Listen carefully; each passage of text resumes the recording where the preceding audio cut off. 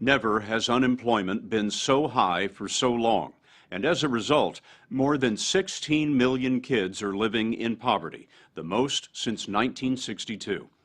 It's worst where the construction industry collapsed, and one of those places is Central Florida. We went there 8 months ago to meet families who'd become homeless for the first time in their lives. So many were living day to day that school buses changed their routes to pick up all the kids living in cheap motels. We called the story Hard Times Generation. Now, we've gone back to see how things have changed. It turns out some families are losing their grip on the motels and discovering that the homeless shelters are full. Where do they go then? Well, they keep up appearances by day and try to stay out of sight at night, holding on to one another in a hidden America, a place you wouldn't notice unless you ran into the people that we met in the moments before dawn. The story will continue in a moment. Time has carried us into uncharted territory. The Great Recession began December 2007, almost 1,500 mornings ago. If you were rushing to work this morning in Seminole County, Florida, it's not likely you'd notice the truck or hear the children getting ready for school. In the clear bin, we have dirty laundry. In that one, there's tools that we might need. All these bank bags are storage of this and that. Like shampoo. And over here is food. So you're really not heating up food so much. You're eating out of cans? Yep. This is the home of the Metzger family. Ariel, 15, her brother Austin, 13.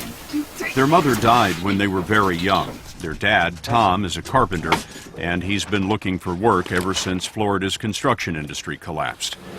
When foreclosure took their house, he bought the truck on Craigslist with his last $1,000. Tom's a little camera shy, thought we ought to talk to the kids, and it didn't take long to see why. How long have you been living in this truck? About 5 months. What's that like? It's an adventure. Yeah, that's how we see it. When kids at school ask you where you live, what do you tell them? When they see the truck, they ask me if I live in it, and when I hesitate, they kind of realize. And they say they won't tell anybody. And Yeah, it's not really that much of an embarrassment. I mean, it's only life. You do what you need to do, right? It's life for a lot of folks. The number of kids in poverty in America is pushing toward 25%, 1 out of 4. Austin and Ariel usually get cleaned up for school at gas stations.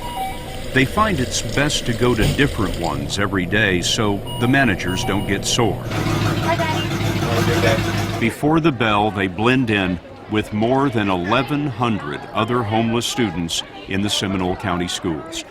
At Castleberry School, we met 15 kids who'd been living in cars. With their parents' permission, they told us you don't get much sleep with your brothers and sisters in the back seat. But that wasn't the worst part. So we were really scared. So we'll stay up all night sometimes and watch over my mom and keep her safe. How many of you, show me your hands, were worried about your safety while you were living in the car?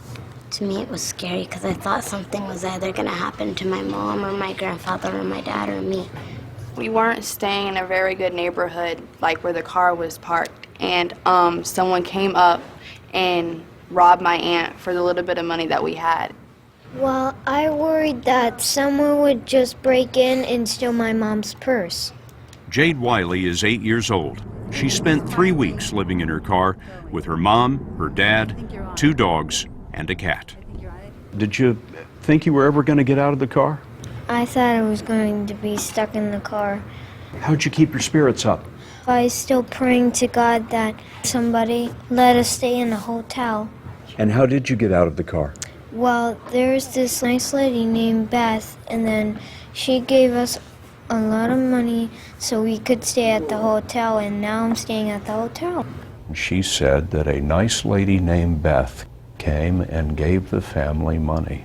Well, a nice community came I just delivered it. Beth Davalos runs programs for homeless kids in the Seminole County schools. This is the video that she shot when she found Jade's family. Well, we deal with it. Every day we deal with it when we live in the car. We're going to go get you a hotel room now. How do you feel about that? Happy. When Davalos hears of a student on the street, she uses county money and donations to get temporary shelter in a motel. Good job. The money she had for Jade's family lasted only a month, so the Wileys and Jade are painting the rest of the motel in exchange for a room. But this is rare. Of all the homeless families in Florida, 2/3 are living on the street. I hear about it every week, every couple days. If they're not living in the car right now, they are avoiding it.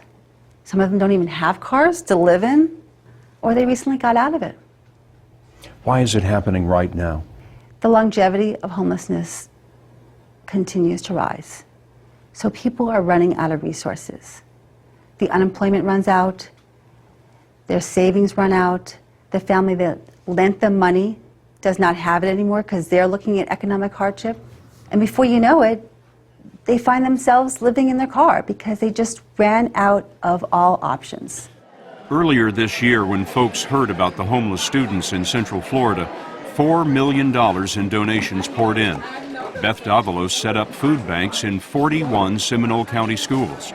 They gathered up clothing for the kids and shelled out cash for motel rooms. I really appreciate it. $4 million is a lot of money, but think of this. Of all the families without shelter in America, 1/3 are in Florida. At Castleberry School, we sat down with the Coates family. Instead of 3 meals a day, we ended up doing 2 meals a day.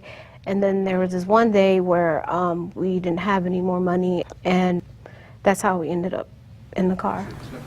Last year, the Coates left Washington, D.C. for a new life in Florida, but the jobs dried up. When the savings went, Victoria and D'Angelo learned how to be homeless. They found out there's a checklist for living in a car. You want security, lighting, a place where you might be welcome, or at least a place busy enough to hide in. Walmart lots can be good, it depends on the manager. YMCAs mostly look the other way. D'Angelo settled outside a hospital emergency room. And we knew that through being there, we could at least brush our teeth in the morning, go to the bathroom if we need to in the middle of the night. And I'm sitting on a cooler in between our vehicle and another vehicle, just to make sure they're okay. Standing guard all night. Yep. D'Angelo, what does a man think about sitting on a cooler all night with his family in the car next to him? At that moment, I guess I feel less than a dad, I guess I could say, or as a husband, because I'm not able to provide for my family.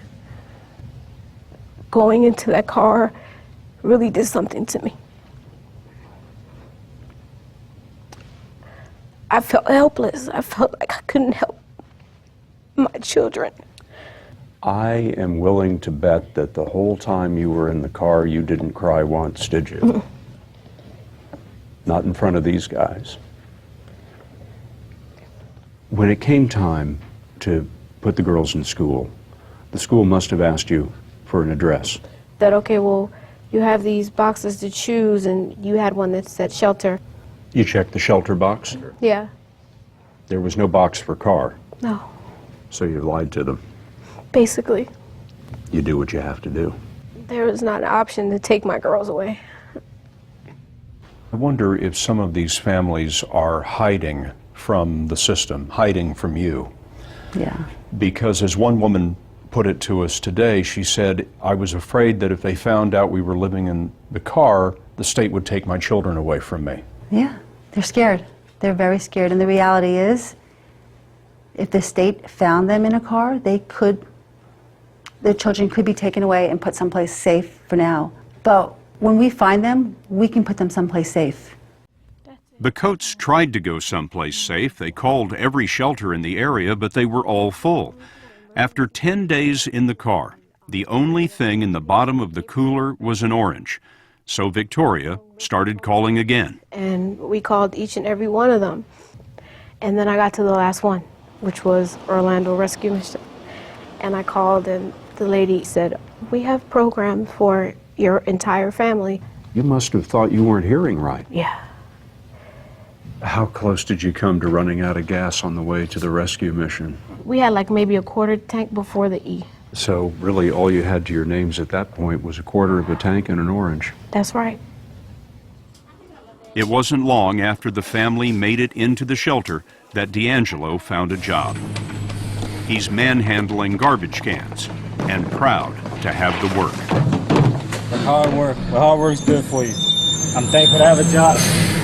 With help from his employer, they hope to get Jamie, Jamia, and Jayla in a home of their own by Christmas.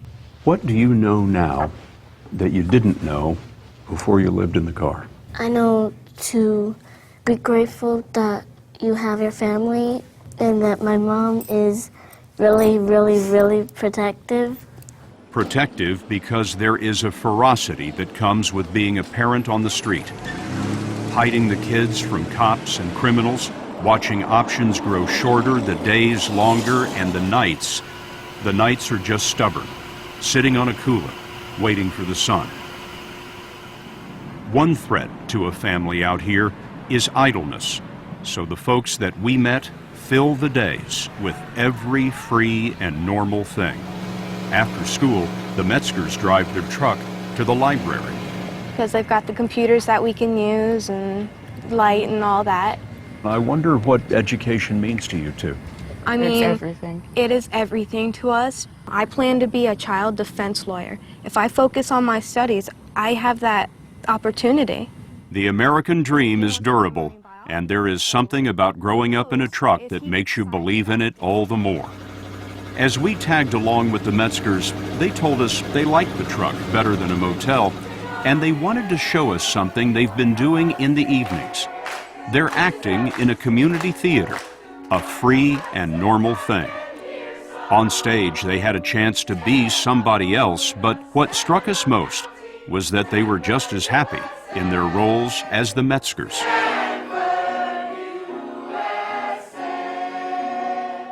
Before the truck, I always saw all these homeless people and I would feel so bad for them. And then as soon as we started living in the truck ourselves, I've seen even more, and I just feel so bad. And even though I'm homeless myself, I want to do as much as I can to help them get back up on their feet. You sound very adult to me. She is. She likes to take over. And you too, a little bit, Austin. You had to grow up pretty fast. Yeah. Yeah. Every time I see like a teenager or any other kid fighting with their parents or arguing with them and like not doing what they're told, it really hurts me because they could be in my shoes, and of course I don't want them to be in my shoes, but they need to learn to appreciate what they have and who they have in their life, because it may be the last day they might have it. At the end of this day, when the play was over and the kids were ready for bed, Tom Metzger judged the lighting behind the theater and decided this was as good a spot as any in Seminole County to make a home for the night. Go to 60minutesovertime.com to see how Scott Pelley's team found the families for tonight's story. Sponsored by Lipitor.